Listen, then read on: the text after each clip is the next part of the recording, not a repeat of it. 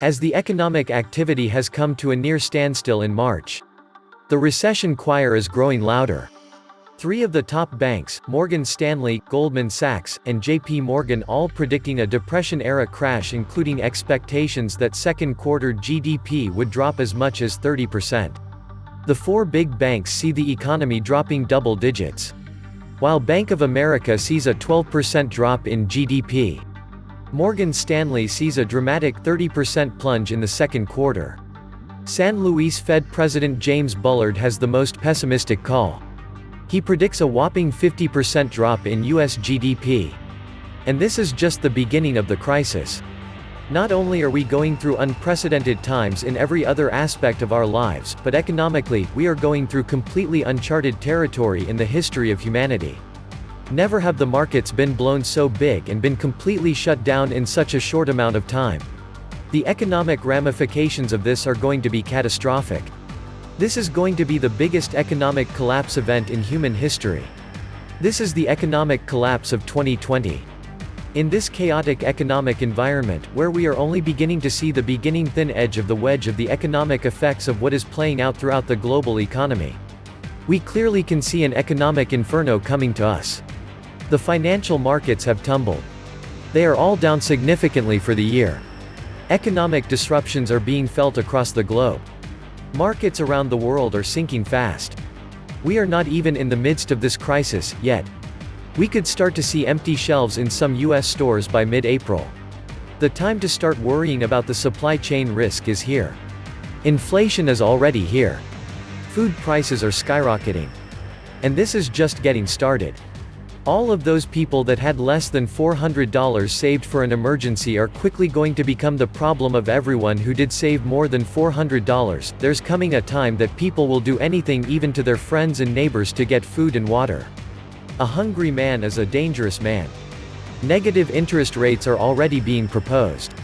The saver is the problem now, according to the banks. They want to transfer money out of the savers' bank accounts to the borrowers through negative interest rates. Borrowers will get a loan at -2%, but the bank will deduct 5% from the savers' accounts to pay for it. It's not collapse, it's a controlled demolition.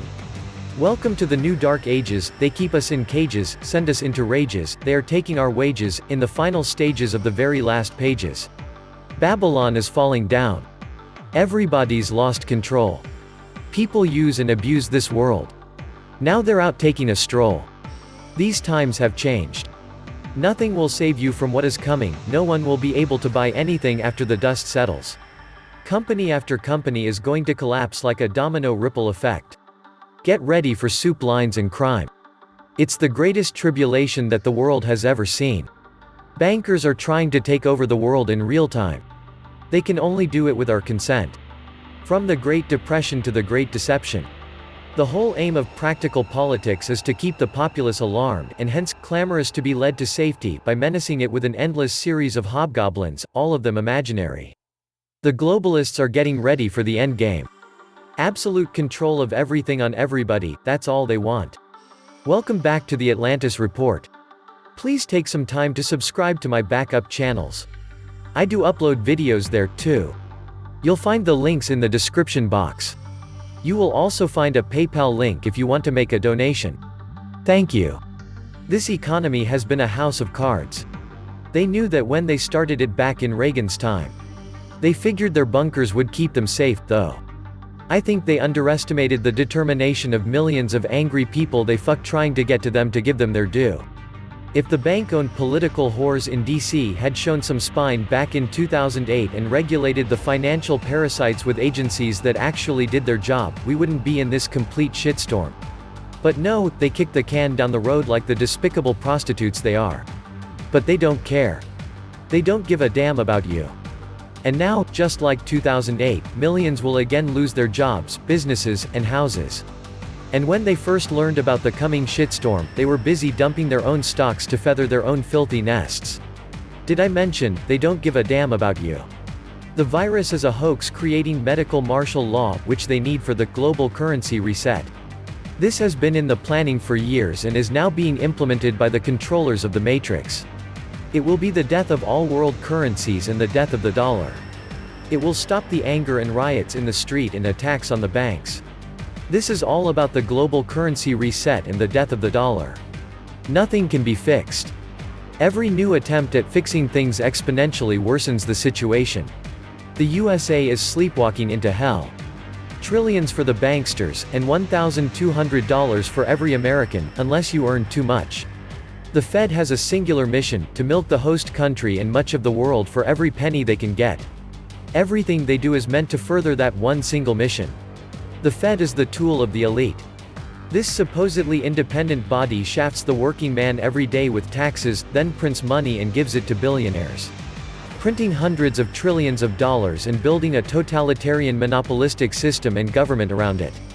They steal trillions and nobody goes to jail, but if you so much as steal $5 from a bank, you'll go to prison for years. The government goes out of its way to enable the financiers and bankster parasites. They have rules and regulations for everybody except the highest criminals in the food chain. Beyond hope, in my opinion. The population is hopelessly dumbed down, and by design. Nothing can be done now. It is too late. Collapse is inevitable, kind of like the Borg. It is systematic at this point, 900 trillion in liabilities. The host, USA, is lost. The Fed sows social division and mistrust. Nobody can even imagine the social destruction that will be happening soon. And that is exactly what the Fed is doing and has been doing since 2006. What it is doing is designed to hide the problems, not to fix the problems. It's long past the point of no return. The argument is no longer about the good of the economy. Everyone with a brain knows that 10 times the Fed balance sheet over 2007, as we'll soon see, and more promised, is going to create huge imbalances of money versus goods. It's being done because back in September, government deficits crossed into territory where continuing operations require endless money printing to finance it all. The next phase is also well known. Total destruction of the currency system. This tells me they already know what they want to foist on us once it reaches that point, and the public faces express shock that it came to this, and something urgent is needed to combat the problem. Central banks have set the entire world's economy on a one-way trip down the circular hole of debt. The only objective one can have at this point is to attempt to push oneself up through the swirling to delay one's inevitable entry into the hole. The Fed is a private corporation made up of member banks and would never sit out an opportunity to bail out its members for taking the wrong side of a bet while gambling with your money. The Federal Reserve Bank is not part of the US government. It is privately owned. The owners include Rothschild Bank of London, Warburg Bank of Hamburg, Rothschild Bank of Berlin, Lehman Brothers of New York, Lazard Brothers of Paris, Kuhn Loeb Bank of New York, Israel Moses Safe Banks of Italy, Goldman Sachs of New York, Warburg Bank of Amsterdam, Chase Bank of New York. The U.S. Treasury prints money and gives it to the Fed interest fee. The Fed loans this money back to us through banks, charging interest. The Fed also buys government and corporate debt. Thus, the Fed's policies are used to maximize profits for large banks, and as we have seen, bail out these same banks when they make bad investment decisions. The unelected, empowered by the biggest beneficiaries of their policies, deciding by committee behind closed doors, policies that drastically affect us, but they themselves are insulated from any negative effects which may arise due to the fact they have inflation-protected pensions awaiting them. This is backdoor socialism, economic decision-making by the unelected, and globalism. If a butterfly flaps its wings in Europe, the Fed must act. The Fed is ever more powerful, and getting more powerful every day, because there is no one watching as they self-author and expand our powers, as they ignore the mandates under which they previously agreed to, and from which their special powers are derived. The Fed is a big, wide band of duct tape on top of thousands of band-aids. That's what the entire system is, a mess of poorly conceived measures that has a purpose very different from what was sold to you. The purpose is to take everything you have and will have, and to enslave you forever. Period. The result of the Fed's mass printing debasement of the currency will be an extremely small wedge of society living well indeed, with private jets, disgustingly luxurious homes, and all the fuel and resources life demands, while the rest of us learn the meaning of the word foraging. Fed can create thousands of quadrillions of electronic fiat phony dollars with a push of a button. And that $100 bill you rat-holed in your wallet won't buy you a bus ride home. Debt is slavery. Saving is sovereignty. They want slaves, not sovereigns. This is the whole problem. monetizing the debt and destroying the savings, pensions of the prudent. And it can be done by stealth. Every dollar the Fed prints is going to cost you at least 10. The bottom line is that the American people are getting pretty tired of the Fed picking winners and losers by twisting the rules, especially when the winners are always the cabal. The world will be a much better place without the Fed. It is like a ravenous parasite in the body of the American people. End the Fed, before the Fed ends us all. This was the Atlantis Report. Please like, share, subscribe. And please take some time to subscribe to my backup channels, I do upload videos there too. You'll find the links in the description box. You will also find a PayPal link if you want to make a donation. Thank you.